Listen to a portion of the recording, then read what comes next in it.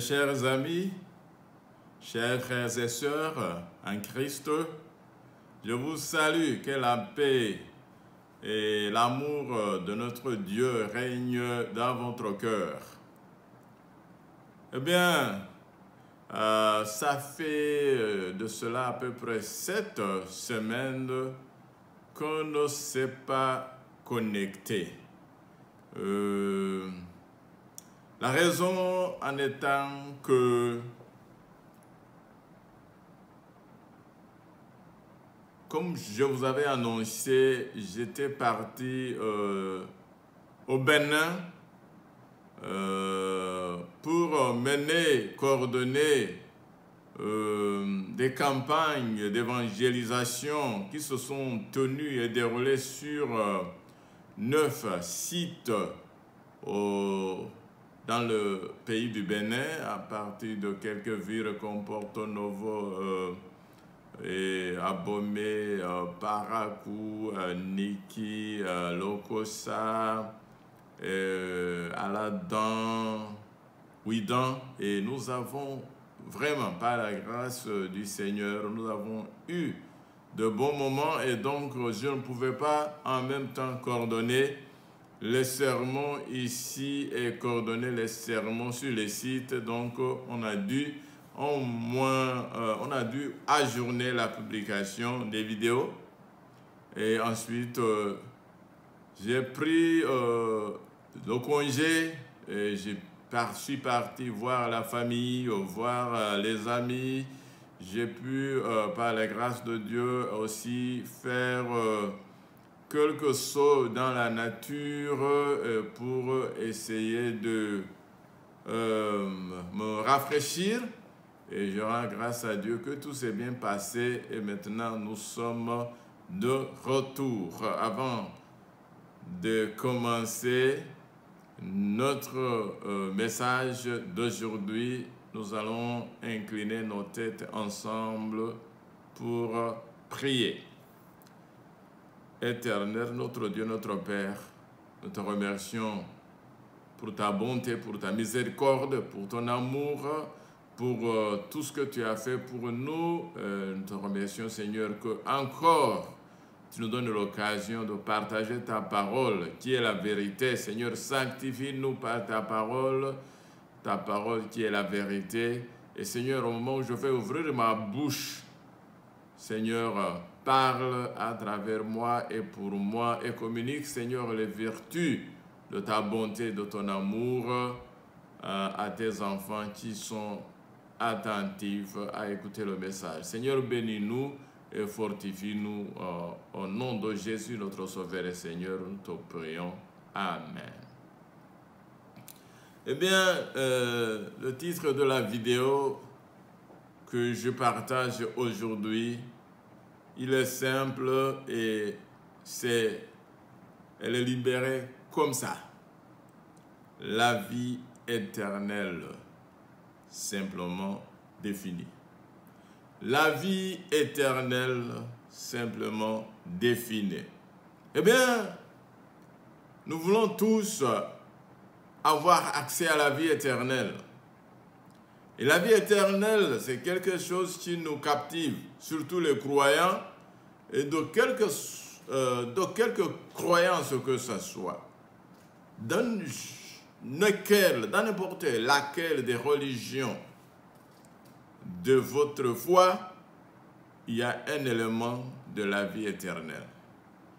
Et les croyants, et surtout les chrétiens, veulent à tout prix accéder à la vie éternelle. Certains vont jusqu'à faire des sacrifices, des aumônes, donner une partie de leur possession, et bien faire des voyages périlleux, aller s'enfermer dans les cavernes et d'autres choses afin de saisir la vie éternelle. Voilà pourquoi j'ai pensé, et ce n'est pas moi qui ai pensé vraiment, je dois corriger ça. L'Éternel m'a donné un message pour définir la vie éternelle. Je dis que le message m'a été donné par le Seigneur. J'étais sur un site appelé Agbanizou, tout près de Abomey au Bénin. Et je me suis senti interpellé à faire une leçon biblique avec un petit groupe qui restait après le culte d'adoration dans l'après-midi. Et une urgence est venue que non, tu dois faire une étude avec ces gens. Mais je me suis dit, mais je fais quoi? Qu'est-ce que je dis à ces gens? Je venais de le prêcher. Et j'avais prêché un grand message, un grand sermon qui secoue et les maisons et les montagnes. Et je me disais que voici, je suis fatigué, je dois un peu me reposer. Mais j'ai senti une urgence. Tu dois enseigner ces gens. Et bon, j'ai appelé les gens. Venez, on va faire une leçon. Et le frère qui était avec moi était surpris parce qu'on devait sortir ensemble pour aller négocier quelque chose pour débuter les campagnes d'évangélisation qui allaient débuter le jour suivant. Et le frère qui était avec moi, je les ai dit, écoute, mes chers frères, vous allez aller seuls, moi je vais rester et faire une leçon. Mais je n'avais pas le titre. Je n'avais aucun verset dans la tête. Mais je dis, venez, nous allons étudier ensemble. Et au moment où j'attendais les gens qu'ils arrivent, et voici, le message m'a été donné. Définis à ce groupe qu'est-ce que la vie éternelle. Voilà pourquoi je suis très confiant que ce n'est pas un message qui est venu de moi-même, mais c'est un message que Dieu m'a donné sur le champ même. Et je me suis dit que si Dieu m'a donné ce message pour ce petit groupe qui était dans ce coin quelque part, un point perdu, Agbanizum, je me suis sûr que c'est un message que aussi Dieu veut propager et porter à la connaissance des autres. Eh bien, mes chers frères et sœurs, la vie éternelle définie simplement. Jésus, dans une prière, la prière qu'il a faite pour nous, pour toi et pour moi, la prière sacerdotale qu'il a offert avant d'offrir le sacrifice éternel qu'il a donné pour notre rachat, pour notre rançon, pour notre salut, eh bien Jésus, dans une prière, dans sa prière, il a défini qu'est-ce que la vie éternelle. Lisons en Jean chapitre 17, verset 1 à 3, l'emphasis, ou bien on va souligner le verset 3, mais disons les 3 versets pour comprendre le contexte. Après avoir ainsi parlé, Jésus, levant les yeux au ciel, et dit, « Père, l'heure venue, glorifie ton Fils, afin que ton Fils te glorifie selon que tu lui as donné le pouvoir sur toutes chairs, afin qu'il accorde la vie éternelle à tout ce que tu lui as donné. » Maintenant, verset 3, d'où la définition de la vie éternelle. Or, la vie éternelle, c'est qu'ils te connaissent, toi le seul vrai Dieu, et celui que tu as envoyé, Jésus-Christ. Qu'est-ce que la vie éternelle? Simplement, voici la définition. La vie éternelle, c'est qu'ils te connaissent, toi le seul vrai Dieu, et celui que tu as envoyé, Jésus-Christ. Autrement dit, mes chers frères et sœurs, la vie éternelle, c'est connaître Dieu. Et connaître Dieu, et on ne peut pas connaître Dieu sans connaître celui qu'il a envoyé, son Fils unique, Jésus-Christ. Car Dieu a tant aimé le monde qu'il a donné son Fils unique, afin que quiconque croit en lui ne périsse point, mais qu'il ait quoi? La vie éternelle. Il nous faut connaître c'est quoi la vie éternelle. Il nous faut connaître comment on accède à la vie éternelle. Mais ici, la prière de Jésus nous donne la clé pour accéder à la vie éternelle. il faut connaître Jésus. Il faut connaître Dieu. Et pour connaître Dieu, il faut connaître le Fils unique que Dieu a envoyé pour sauver le monde, afin que tout le monde qui croit dans son Fils et qui connaît Dieu ait quoi, mes chers amis, ait la vie éternelle. Tout le monde cherche la vie. Et nous cherchons la vie. Même les villes des criminels, le pire des criminels, qui doit même être exécuté à cause de ses crimes, il nourrit l'espoir qu'il pourra avoir la vie. Toutes les religions du monde parlent de la vie éternelle. Certaines philosophies ont dénaturé la définition que nous venons de voir. Pourquoi? Parce qu'il y a eu un mensonge originel. Un mensonge originel qui nous a amenés là où nous sommes, qui a gâté tout notre espoir. C'est un mensonge que nous lisons en Genèse chapitre 3, versets 4 et 5. Genèse, le livre de Genèse, chapitre 3, versets 4 et 5. Nous lisons. Alors le serpent dit à la femme, vous ne mourrez point, mais Dieu sait que le jour où vous en mangerez, vos yeux s'ouvriront et que vous serez comme des dieux, connaissant le bien et le mal. Mais je souligne que le serpent a dit que Dieu vous a menti, vous ne mourrez point. La mort a été la conséquence de ce mensonge originel qui est venu tromper l'humain, nos parents, notre mère, Ève, qu'en mangeant du fruit défendu, on n'allait point mourir, comme Dieu l'avait bien clairement averti, mais qu'ils seraient comme des dieux et ils vont accéder à un état élevé. Eh bien, voilà le mensonge originel qui nous a précipités dans le précipice, qui nous a précipités vers la mort. Et malheureusement, parce que l'auteur de son mensonge n'est pas encore mort, mais il est encore en vie, il continue à courir le monde entier en propageant le même mensonge qu'on ne meurt pas. Voici les théories grecques sur l'immortalité de l'âme se sont répandues partout et se sont même infiltrées dans les églises chrétiennes et que l'âme ne meurt pas. Alors que la Bible dit clairement que l'âme qui pêche, c'est elle qui mourra.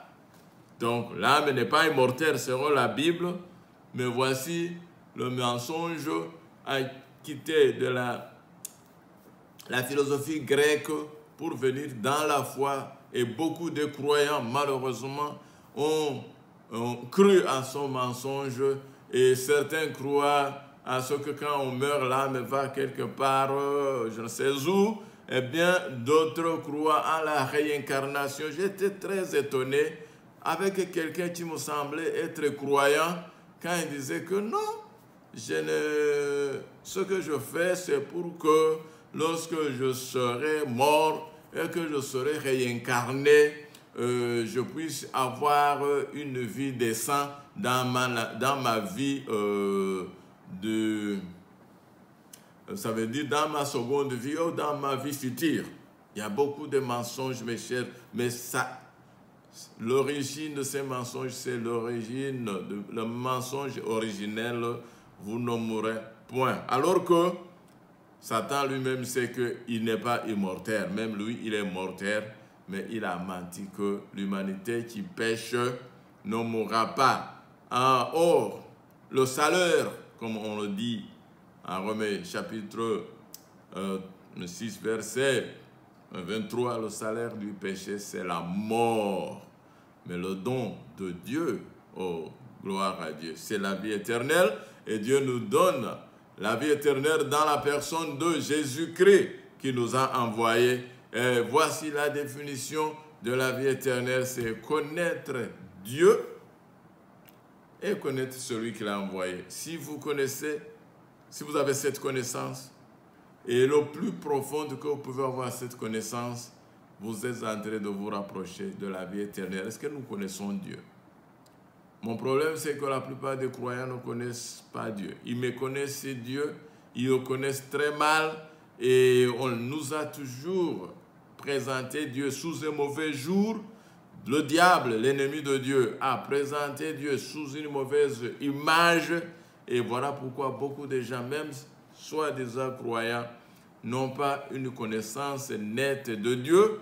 Ils se trompent et ils sont égarés. Voici pourquoi nous devons, mes chers amis, creuser, fouiller dans les Écritures, parce que comme Jésus a dit que vous sondez les Écritures, parce que vous savez que c'est eux qui rendent témoignage de moi. Vous sondez les Écritures pour avoir la vie, et c'est les Écritures qui rendent témoignage de Jésus. Et ainsi, si nous voulons connaître, avoir la vie éternelle, nous devons sonder les Écritures de Dieu et nous devons chercher à connaître Dieu et à connaître son Fils. Et ainsi, on a la vie éternelle, aussi simplement que ça. Mais, qu'est-ce que ça veut dire? Jésus dit dans Jean chapitre 5, versets 24 et 26, Jésus dit, en vérité, je vous le dis, celui qui écoute ma parole et qui croit en celui qui m'a envoyé a la vie éternelle et ne vient point en jugement, mais il est passé de la mort à la vie. Car, comme le Père a la vie en lui-même, ainsi il a donné au Fils d'avoir la vie en lui-même. Mes chers amis, c'est Jésus qui parle, c'est le Fils qui parle, qui dit que tout pouvoir lui a été donné dans les cieux et sur la terre, et son pouvoir, c'est de donner la vie éternelle en toute chair, en toute personne. Alors, nous venons vraiment de découvrir que ce que Dieu veut, c'est que nous puissions avoir la vie éternelle. Et cette vie éternelle est offerte dans la personne de Jésus.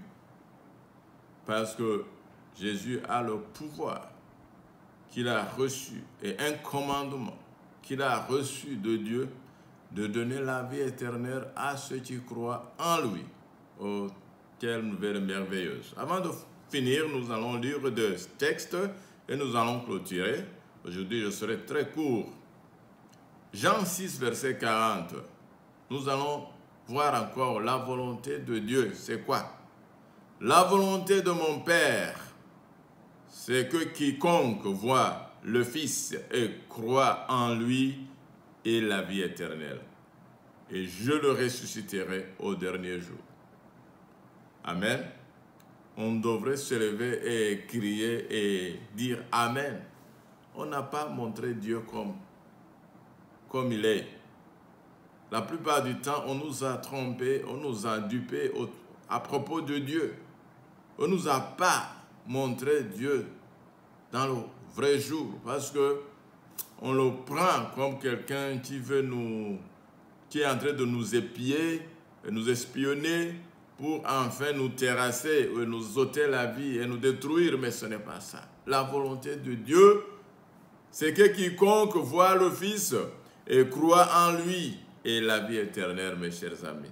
Et Jésus a son pouvoir, cette autorité de ressusciter quiconque croit en lui au dernier jour.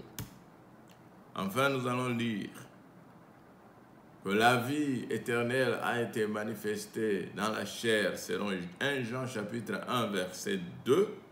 Nous lisons, « Car la vie a été manifestée, et nous l'avons vue, et nous lui rendons témoignage, et nous vous annonçons la vie éternelle qui était auprès du Père et qui nous a été manifestée. » Mes chers amis, mes chers frères et sœurs, aujourd'hui, je tenais à vous définir qu'est-ce que la vie éternelle. La vie éternelle, c'est connaître Dieu comme le seul vrai Dieu et connaître son Fils qu'il a envoyé. Et si vous croyez au Fils, celui qui croit au Fils a la vie. C'est ce que la Bible dit. Et celui qui ne croit pas au Fils n'a pas la vie. Donc, c'est vraiment simple. Mais on a tellement compliqué, on a prêché des sermons, on a écrit des livres et des livres pour finalement ne rien dire. Alors que c'est simple. Si vous voulez la vie éternelle, connaissez Dieu. Mais comment pouvez-vous connaître Dieu? Il faut connaître Jésus-Christ que Dieu a envoyé pour sauver le monde. Et celui qui voit le Fils et croit en lui, il a la vie. Aussi simple que ça. Mais maintenant, peut-être la question que nous définirons ou bien que nous expliquerons prochainement, c'est comment maintenant avoir cette connaissance. Cette connaissance si profonde qui nous transforme et qui nous donne la vie. Ce n'est pas une connaissance seulement intellectuelle, mais c'est une connaissance qui est plus profonde que la connaissance intellectuelle. C'est ce que nous découvrirons prochainement. Mes chers amis, la vie éternelle, c'est connaître Dieu et connaître Jésus, son Fils qu'il a envoyé pour sauver le monde. Voici la définition de comment accéder à avoir la vie éternelle. Qu'est-ce que vous devez chercher pour avoir l'éternel?